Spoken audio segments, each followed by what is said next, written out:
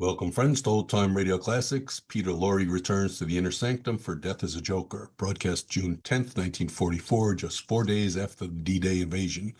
As Allied forces fought their way through the hedgerows of Normandy, American families gathered around their radios for news, for music, for distraction. Inner Sanctum offered all three in its own peculiar way: news of imaginary horrors, music from that spooky organ, and distraction from the terrible reality playing out across the Atlantic. Peter Lorre plays Charles Luther, a comic actor whose ugly face has made him the butt of jokes his entire life. When his best friend mocks his romantic aspirations, Luther snaps. His hands find the friend's throat. The murder seems justified until a devastating revelation changes everything. Lorre understood this character intimately. His own appearance was unusual, memorable, impossible to forget. Hollywood had typecast him as villains and grotesques. He took those roles and found the humanity within them, the pain that drove men to terrible deeds. This episode also includes a preview of an upcoming Boris Karloff appearance, reminding us how Inner Sanctum cultivated its stable of horror stars. Karloff and Lorre represented opposite approaches to fear, one tall and angular, the other small and soft-spoken. Both were masters. Tonight we see what happens when the Joker stops laughing.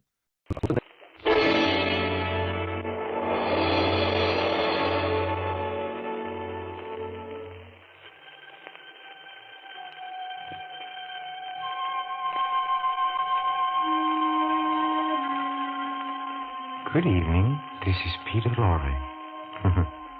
Would it bore you to hear a tale of tragic murder? Are you unwilling to sit through the telling of a strange and horrible story? The brief narrative of a man caught in a web of evil? You're not? Then, my friends, keep right on listening to the Mystery Playhouse.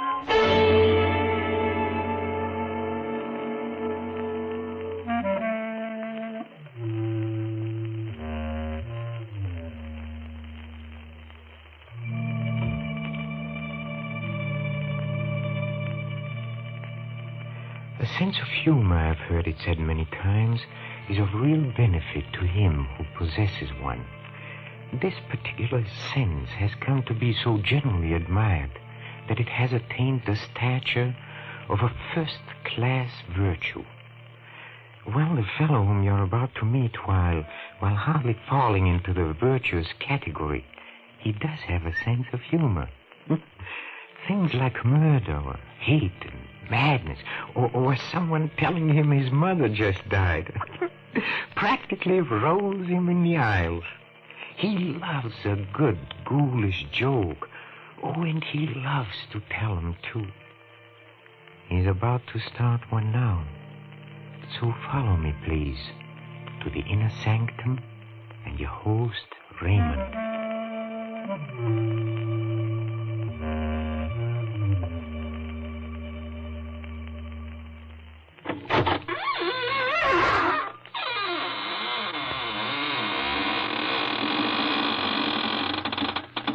Good evening, friends of the Inner Sanctum.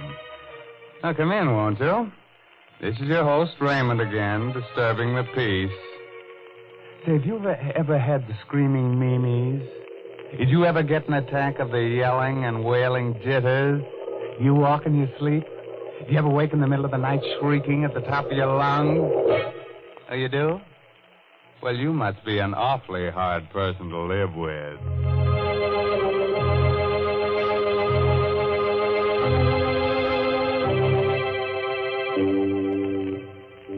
Well, friends, it's time for our story to begin. From this point on, forget everything pleasant. Get a finger ready to chew on, turn the lights down low, and listen to Peter Lorre tell you the blood-curdling tale, Death is a Joker. Come with me to the criminal court building.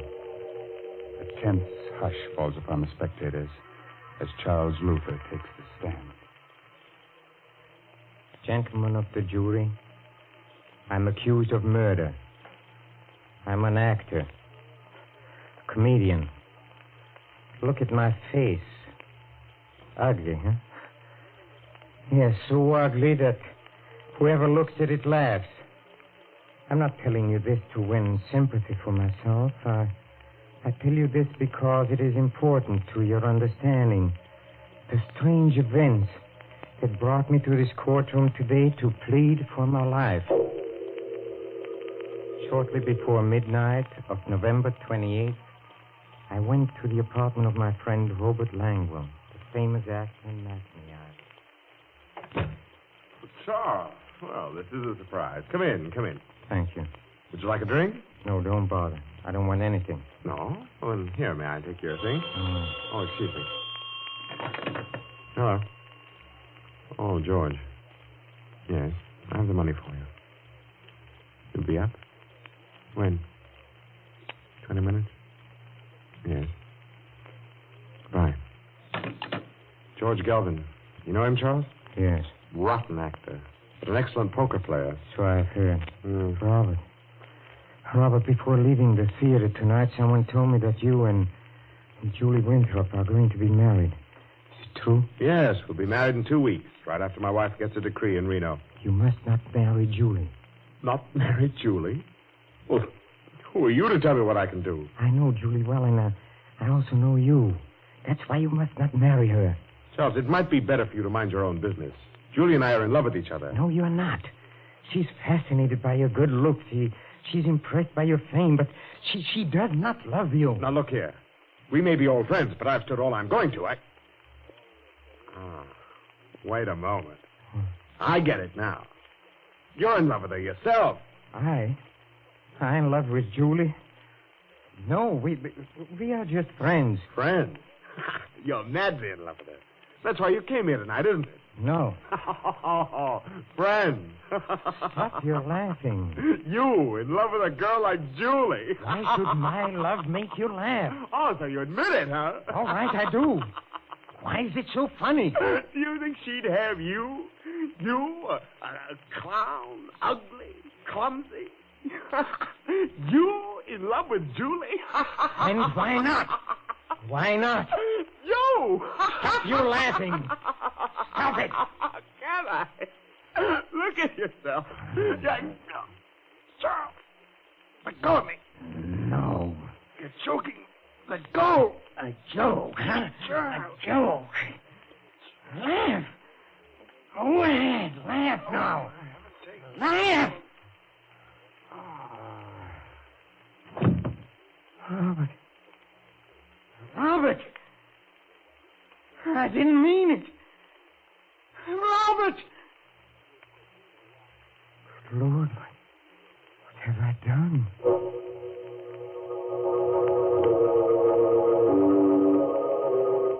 I rushed out of his apartment, trembling. I turned my coat collar up to hide my face. The streets were crowded with people coming from the late movies and restaurants.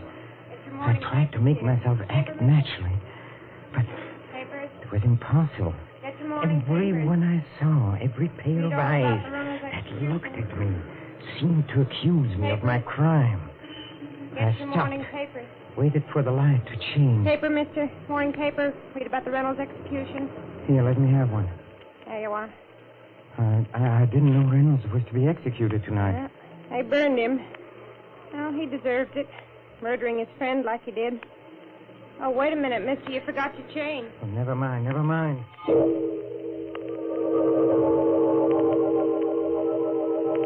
I went to my apartment and I looked at the newspaper I'd bought. There was a photograph of Reynolds on the first page. In his face, I saw my future. The shattered hopes, the torture of the trial, the horrible, nerve-wracking experience of waiting for death. I flung the paper away. I went to the window. I opened it. I looked down 17 stories to the ground. How tiny people look. The automobile lights moved like so many fireflies. I climbed out on the edge. I braced my arms. I took a deep breath. One last look. I closed my eyes and... Doorbell rang. I hesitated a moment. I decided to answer it. I closed the window, went to the door. Hello, Charles. Julie. Why did you rush away from the theater tonight? I was anxious to talk to you. Talk to me about what? I need your advice, Charles. What's wrong? Well, it's Robert. What happened? Well, nothing happened. It's just that I'm not sure I love him. I'm not sure. Yes, when I'm with him, everything seems all right. He's handsome and charming, but when I'm alone, I begin to wonder and to doubt. Why? Can't you guess why? Yes. You love someone else? Yes, Oh, who is it? you. Me. Yes, that's what I came here to tell you. That's why I don't want to marry him. Me. Yes, I would have told you before, but I was so afraid of making a fool of myself. You didn't seem to care. I didn't care. Julie, this is crazy. I loved you from the moment I saw you. You love me? Yes. But, darling, why didn't you tell me? Tell you. How could I? You're so young. You're so beautiful. And I, look at me. Ugly, clumsy. How could I speak to you? Fools we both were. How you look means nothing to me. Nothing? Of course not, darling. How lucky we are we found out in time. In time. In time. Oh, merciful heavens. What a joke. What a joke. Charles, what's wrong? What There's a tears joke. streaming down your face. Charles, you're hysterical. Now stop it. What a joke. Stop it! Julie. Something you must know. Yes, sir. Tonight I committed a murder. Murder? What are you talking about? I killed Robert. Killed Rob? Out of your mind. You don't know what you're saying. But it is true. I went to his apartment and we quarreled and I killed him. Oh, no. You told me a moment ago that you loved me. Do you still love me? Yes, Charles. And tell me what to do, Julie. Help me. I can't think. I don't know where to turn, but what can I do, Julie? What can I do?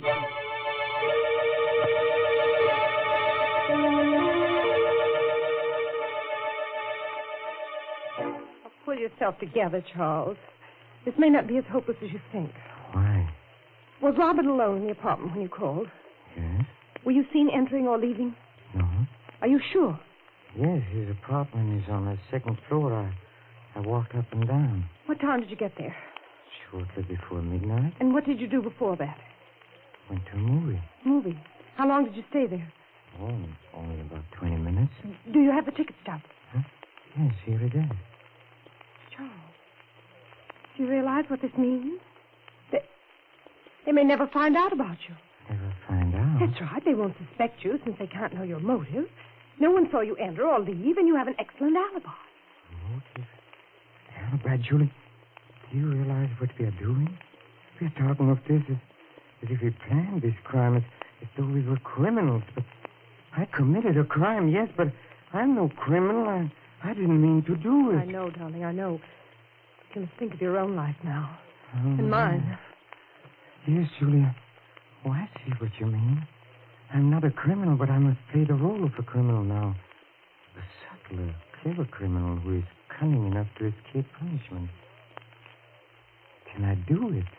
Can I do it, Julia? Charles, listen to me. We must find out how much the police know.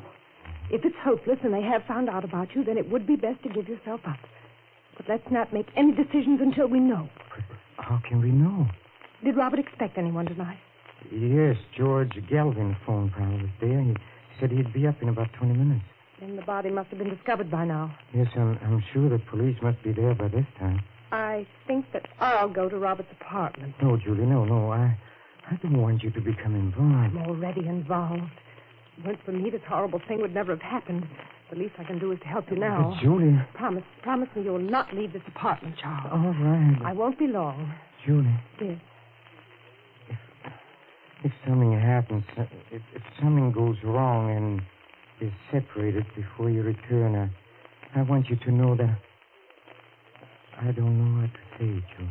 You don't have to say it, darling. I know what you mean. Goodbye. Goodbye. Criminal. I have to think like one, to act like one, have to be one. What question would they ask? Where were you at 12 o'clock midnight of November 28th? I was in a movie. Here's the stub. No, they can see immediately that I'm lying. My voice must not tremble. I shouldn't be so quick with the answer. Where were you at 12 midnight of November 28th? Where was I? Let me see. Well, I left the theater and I went to a movie. It was a very amusing picture. Very amusing. Can you prove what you say? Proof? Well, I don't know. It would be difficult. One may have the ticket stuff somewhere. Yes, here. Let me show it to you. Here it is. Did you ever quarrel with Robert Langwell? Quarrel? We were friends. We played in many shows together. We were on the best of terms. That's all, Mr. Luther. You may leave now. Yes, I can plead. It is possible. I can escape punishment. Police? Can it be the police? Or maybe it is Julie. Good evening, Charles. George Gill. I know it's rather late for an unexpected visit. Yes, it is. But this is important, Charles. A matter of life and death, you might say. What do you mean? Have you a cigarette? Huh? Yes, here. Thanks. What's the matter, Charles? Your hand's trembling. It's nothing. You don't seem to be your usual self this evening. No quips, no jokes. What's wrong? I don't always feel like joking. Yes, Charles. It's strange about human nature, isn't it? Who would have ever dreamed that tonight, a few minutes before midnight, you entered Robert Langwell's apartment, quarreled with him over Julie, and choked him to death? What are you talking about? You're an excellent actor, Charles. But you're wasting your talents on me. Save them for the footlights. Or the police? Police? Will you please tell me what all this is about? Still acting, huh? Now, look, Charles. You killed Robert shortly before midnight tonight. You are mistaken. I was in a movie at that time. Oh, so that's your alibi. Very clever. No, Charles. Either we discuss terms now, or I go to the police. Wait. How did you find out? That is my secret. What do you want? Money. All you have on hand. All you can dig up. All right. Come with me. I have some money in the bedroom. All right. Just a moment. What is the business? Yes. Why? I'm taking no chances. Let's go. All right. Well? Where's the money? Charles, stand back or I'll fire. Stand back. No! Let go of my hand. Let go. I'll twist it. I'll twist it till the gun points to your head. There. Charles, let go of my hand. You don't know what you're doing. Go on. Fire now. The bullet will enter your brain. Fire. Charles. Fire. Charles, don't. I'll make you fire. I'll squeeze your fingers. Charles, let go. Go on. This is all a joke. I'll make you. Stop it. Charles.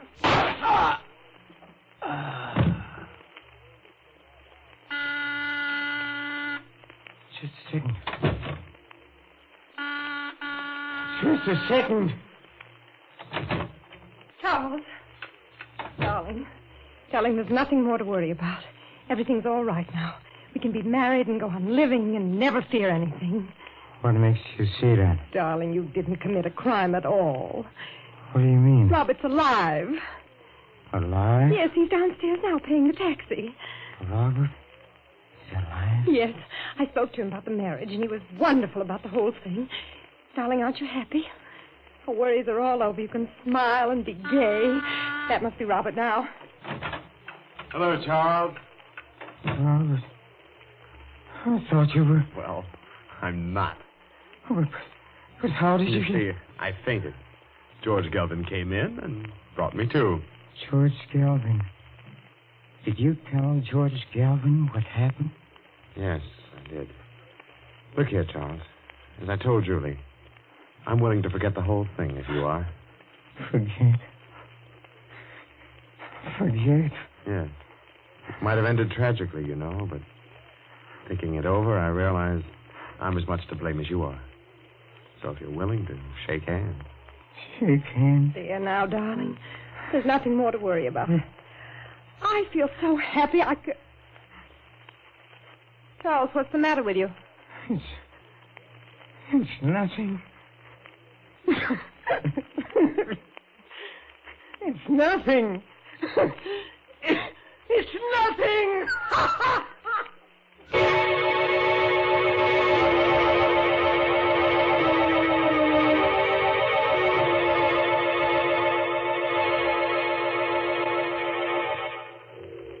Gentlemen of the jury, I became a criminal.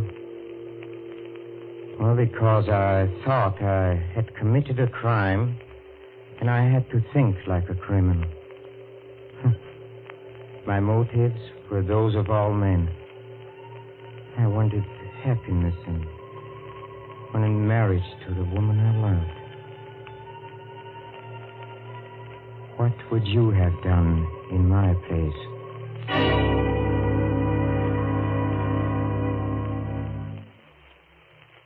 And I still think I know that guy. I wish I could place him. Well, it must be wonderful to have a sense of humor, but I don't think Charlie feels much like laughing. Do you? We'll pay a return visit to the inner sanctum and its fun-loving host Raymond soon, but don't go, please. Not until we drop in at the green room, where the players are rehearsing our next performance in the Mystery Playhouse. Come with me, please. Come. Change the dressings at midnight and again in the morning, nurse. Yes, Doctor. Well, Doctor, what did you find?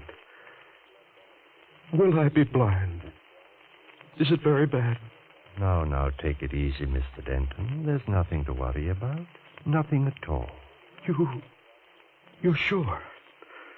You aren't just saying that. I'm quite sure. Valerie, did you hear that? I'm not going to be blind.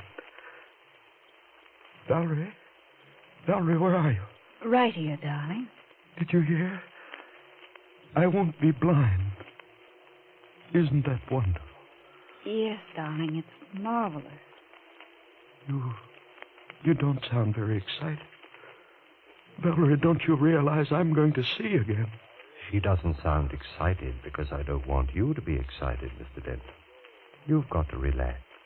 Try to sleep. Sleep? With this ungodly pain? My eyes feel as though they were on fire. That will stop as soon as the opiate I gave you takes hold. You'll be comfortable, I'm sure. Now, good night. You're going now, Doctor? Yes, I'll look in on your husband in the morning. Stephen? Yes, Valerie?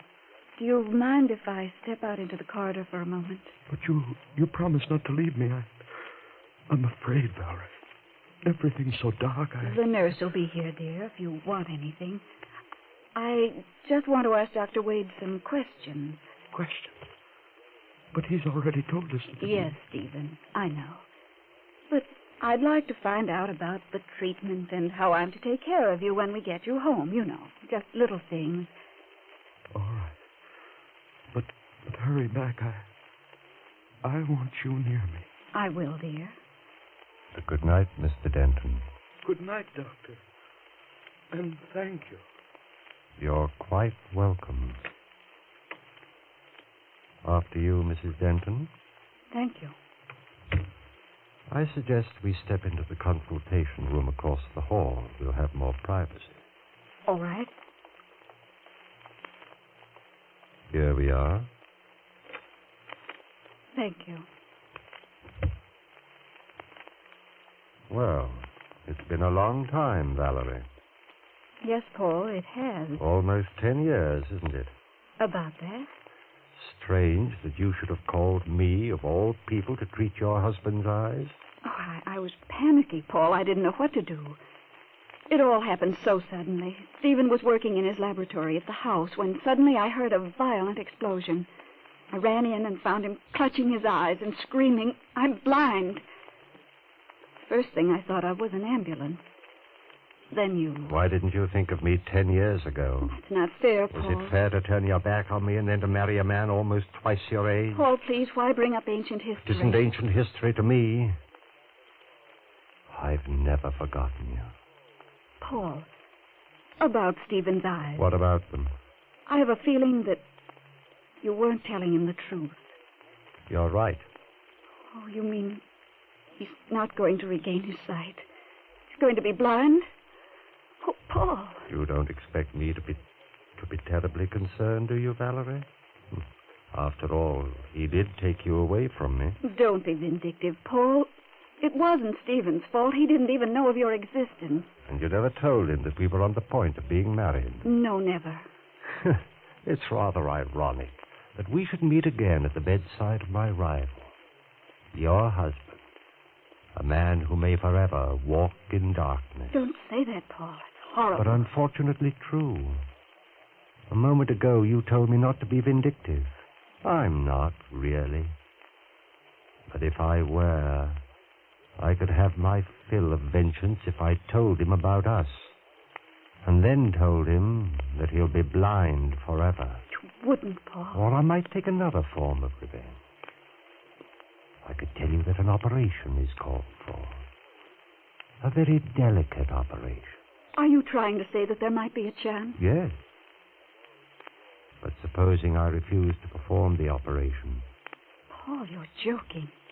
You can't mean that. Perhaps not. But you call me vindictive. Suppose I operate and my scalpel slips. What if he dies? That would be murder. You're not a murderer, Paul. You wouldn't risk your professional reputation. Why must you torment me this way? You really love him, don't you? Yes, I do. Then forget the things that I've been saying. I want you to think of me as a friend. I want you to trust me. I do trust you, Paul. Thank you. Now as to the possibility of surgery. Here is the situation. The transparent film over your husband's eyes, the corneas, were burned and torn by the explosion. They've been so damaged that blindness will result, even though the eyes heal. But you think an operation would cure that? Possibly, although it's a very delicate job. The injured cornea must be peeled away and replaced by a fresh, healthy one. Where can you get healthy corneas? From the eyes of the dead. Oh. It isn't quite as horrible as it sounds, Valerie. You know, dying people often will their eyes for just this purpose. We maintain what we call a corneal bank. It's much the same as a blood bank, only but there's this difference. Corneal tissue can't be stored more than 48 hours. It must be fresh, or it's no good. You have some available in the bank? No, that's the trouble. I'm afraid we haven't. But there's got to be some, Paul. I don't know where, Valerie. Unless... Unless what? I was just thinking. Last night, one of the interns asked me to look at a charity case that puzzled him. The patient is a Hindu or a Persian named Chandra. He lives in a dirty little shack near the waterfront. Yes, Paul. I stopped by and examined him. I found an incurable condition. There's no way to save him. He won't live more than a day or two, but his eyes are healthy. You mean you think he might... I don't know. You'd have to have his consent, of course. Take me to him, Paul. I'm sure I can make him understand. Oh, it may not be so easy, Valerie. He's a strange person. A mystic and a spiritualist. Let me try. Just take me to him. All right. We can go there now.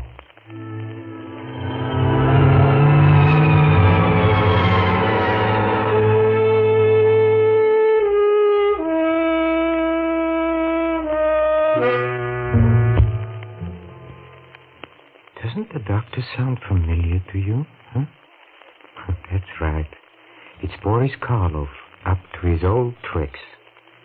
I think it might amuse you to be on hand for our next performance, when we present Mr. Karloff and Creeps by Night. This is Peter Lorre closing the doors of the Mystery Playhouse. Good night. Sleep tight.